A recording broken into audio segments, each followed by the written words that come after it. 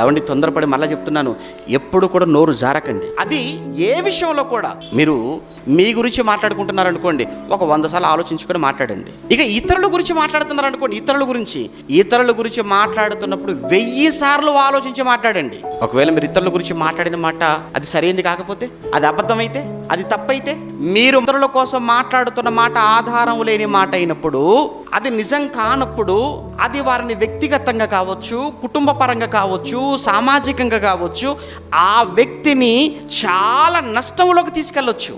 అవసరమైతే ఆ వ్యక్తి చావు కూడా మాట కారణం కావచ్చు. అందుకే ఇతరుల గురించి మాట్లాడుతున్నప్పుడు 1000 సార్లు ఆలోచించండి.